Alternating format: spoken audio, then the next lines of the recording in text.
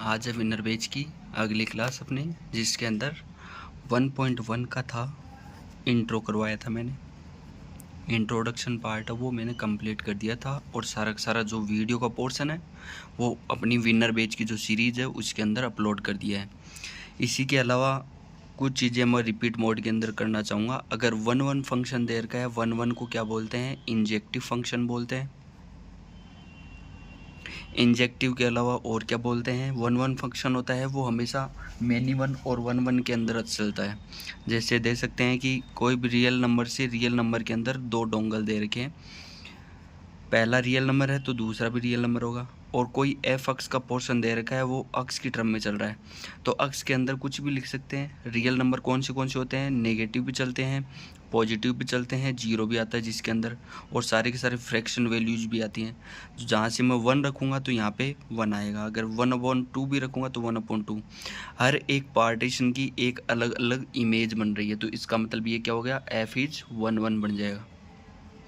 यही चीज़ यहाँ पे 1.2 के पहले क्वेश्चन के अंदर दे रखी है, जिसके अंदर फ्री कंटेंट अपलोड होंगे।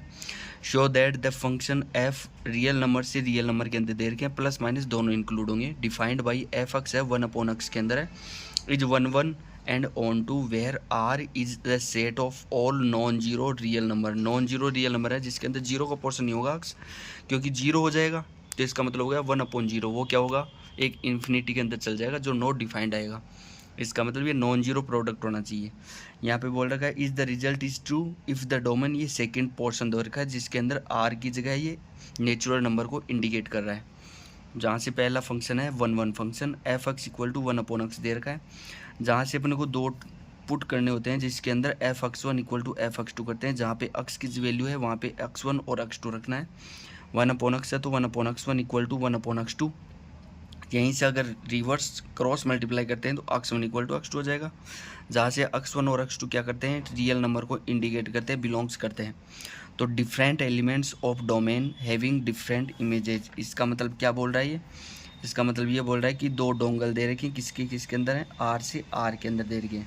यहाँ मैं कोई भी वैल्यू रखता हूँ तो वहाँ पे क्या आएगा? 1 आएगा।